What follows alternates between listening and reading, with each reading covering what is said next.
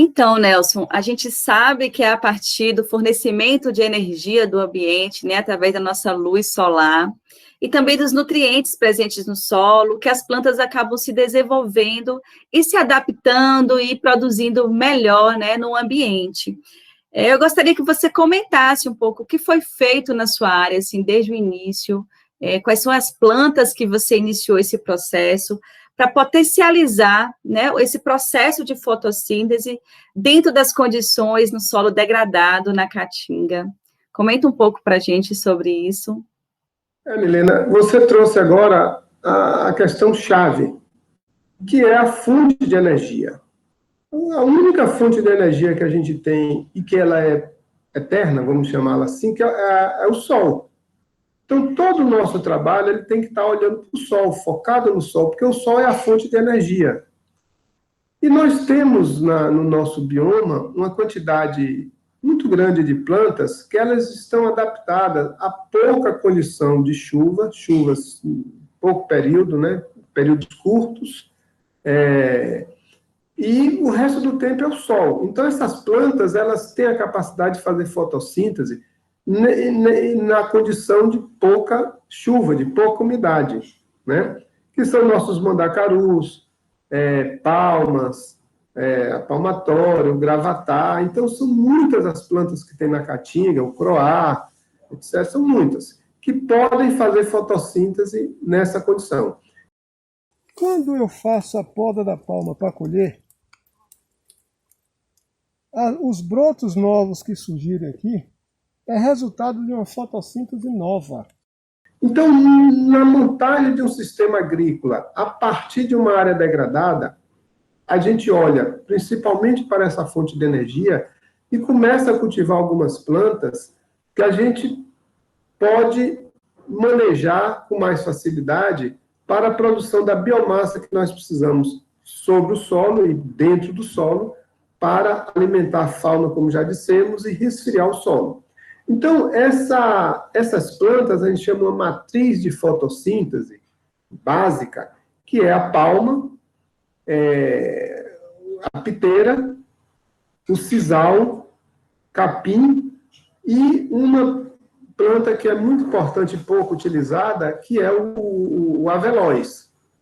Então, se você tem essas 5 plantas no seu sistema inicial, oferece as condições, porque são plantas totalmente adaptadas a esta condição, oferece as condições para o agricultor produzir essa biomassa para recuperar o solo, e esta biomassa também serve de alimentação animal.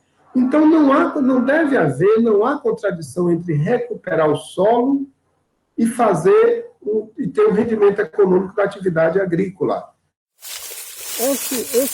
Essa palma aqui, eu já joguei ela no chão aqui, 2 anos atrás, né?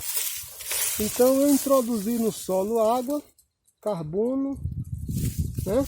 Então, não tem como dar errado, não tem como... Posso cavar de novo aqui para você ver, ó, as camadas aqui, ó. Olha o sistema radicular maior, né, da palma, tá? O que é que eu estou montando aqui? Eu estou montando aqui uma fábrica de palma, onde a própria palma fornece os nutrientes para o desenvolvimento dela. Óbvio que numa área degradada você não pode plantar feijão, milho, mandioca, como já vimos, que não dá certo. Então você tem que retomar essa agricultura a partir dessa matriz, produzir biomassa. Então, se numa área degradada você não pode plantar feijão, mas você pode produzir alimentos para animais, para ruminantes. Você pode ter um plantel de cabras, ovelhas, alguns bois, animais de grande porte, a depender da área, a depender do que você faz. Então, você já no início da recuperação, você tira o resultado econômico a partir dessa biomassa.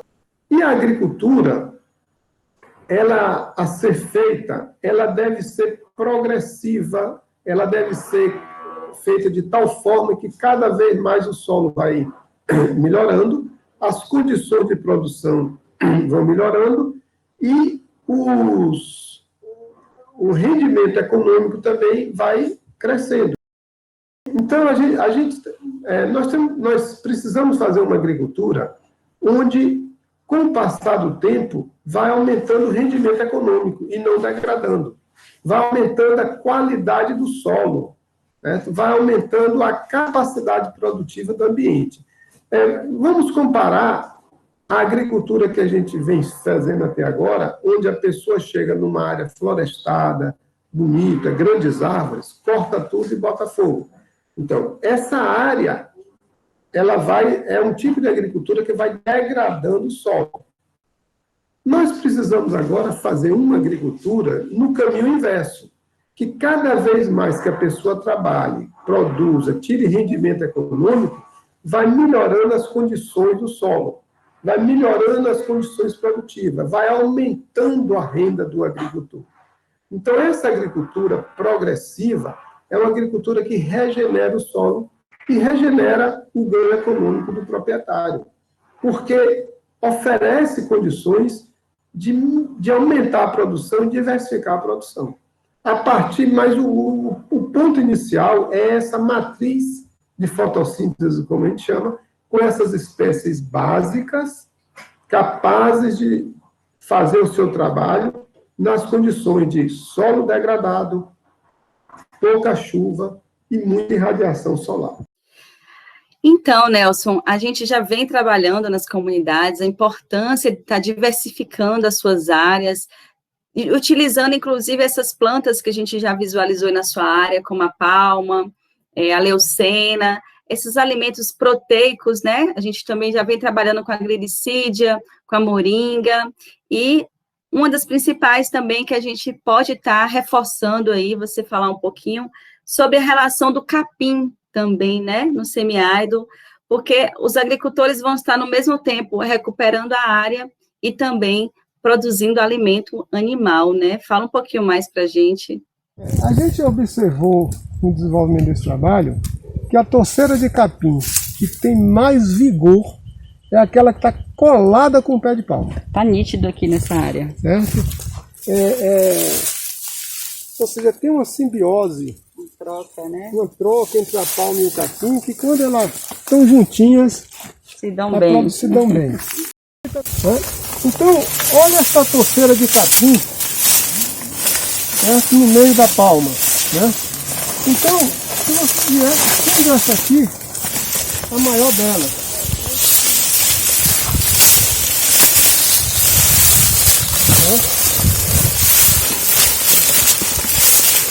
Essa aqui é uma torceira de capim.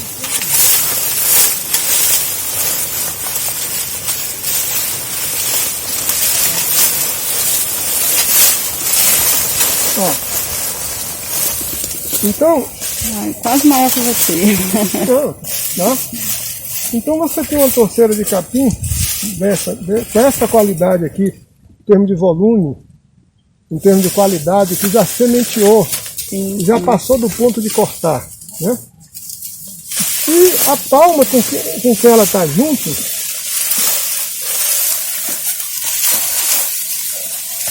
não tem nenhum problema de sanidade. A coloração, né? A coloração. Vou pegar aqui. Olha a palma com que ela está junto.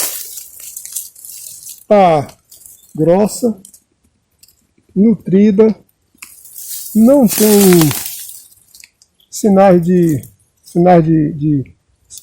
doença. Tá? Então isso aqui é a demonstração que a palma, que é o cultivo objetivo, né, digamos assim, ela, nessa confusão aqui, ela está bem. E chega o que você falou da cooperação, né? A cooperação. Então a palma e o capim juntos, não há nenhum problema. Muito pelo contrário. Então, deixa esse trecho manejar, porque tem essas informações que servem para a gente ir comparando o sistema.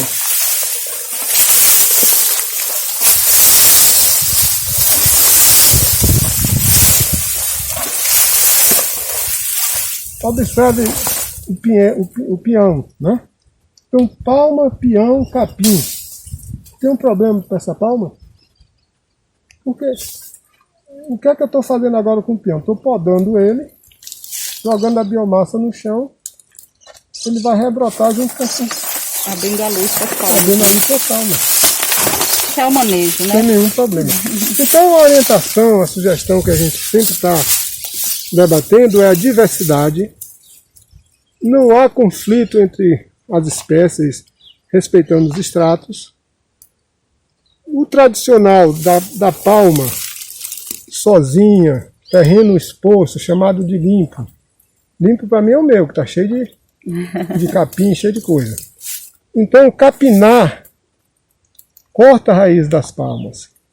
Pode observar, toda capina de palma, a palma sofre porque corta o sistema radicular dela. Aqui, ou seja, não há nenhum conflito entre as espécies nativas, a palma e o capim. Convivendo junto. Mostrando que nós podemos ter uma intensa produção de capim, uma intensa produção de palma, que são alimentos fundamentais para o nosso rebanho. Como a gente tem discutido e vem praticando, não deve haver contradição entre recuperar a área degradada e produção agrícola, produção de pecuária. A agricultura ela tem que estar associada a um processo de desenvolvimento do solo, de crescimento das condições de cultivo, de melhoria do solo, ao rendimento econômico, que é um caminho diferente do que foi traçado. Antes de você chegar numa área superflorestada, cortava tudo, botava fogo, por isso da degradação. Então, nós temos que fazer o caminho inverso. Nós vamos sair agora da degradação para uma área de produção intensa, de abundância. Então, para isso, como já dissemos, essa matriz de fotossíntese ela é importante. E a gente observou que, enquanto na agricultura convencional as pessoas cortam tudo para plantar capim, o capim consorciado que a gente está plantando aqui, junto com a palma, por exemplo, junto com a piteira, com o sisal, ele se desenvolve muito melhor do que ele sozinho. O capim, em consórcio com essas outras plantas, ele dá uma toceira maior, mais forte, ele fica verde por maior período de estiagem. Isso a gente observou a gente observa na nossa área isso. Quanto maior esse consórcio, mais resistente o capim fica.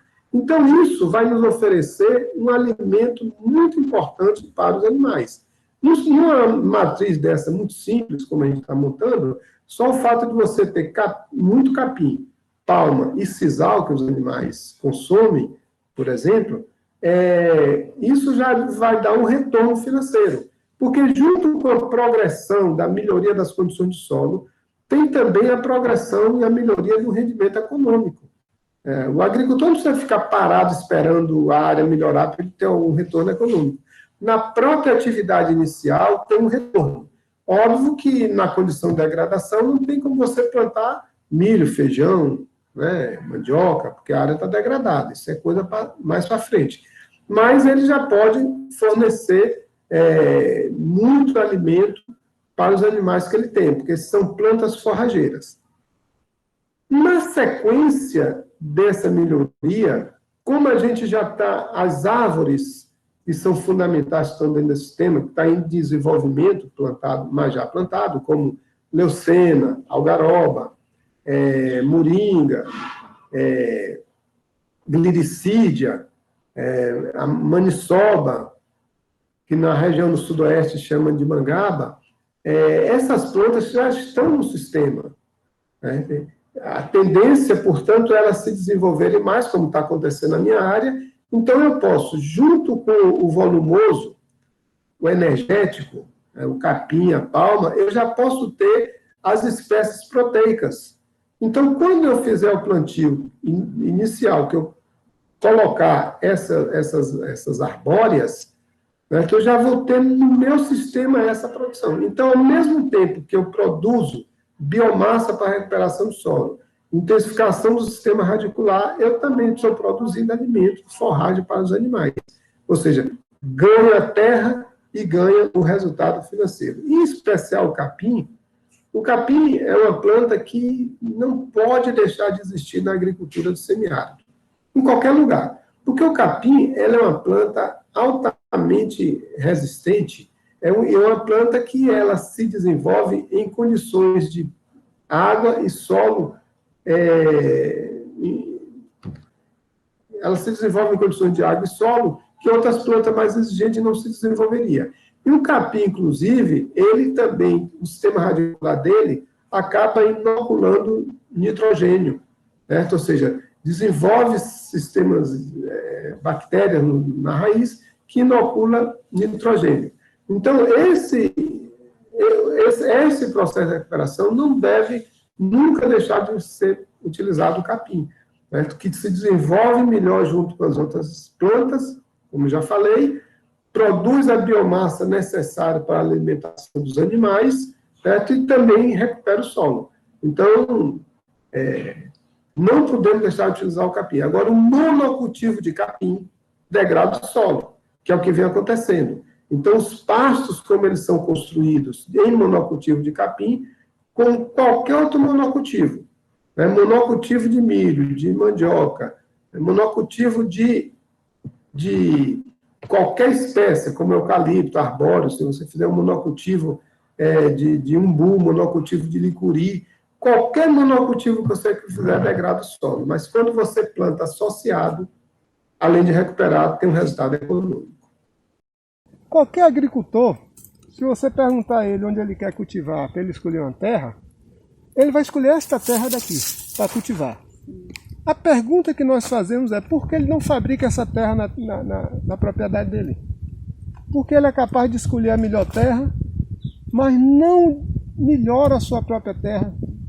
Então ele tem que escolher a melhor terra onde ele tem a propriedade dele. Escolher a melhor terra na propriedade dele é cultivar a terra, é alimentar a fauna, é cobrir com biomassa, né?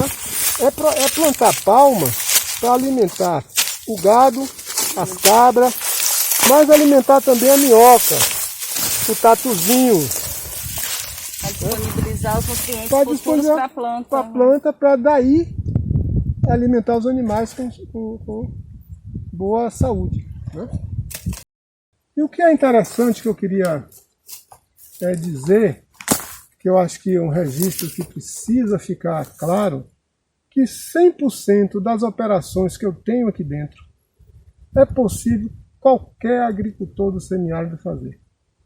Uma enxada na mão, um facão na mão, uma foice, não precisa mais do que isso para fazer um excelente trabalho.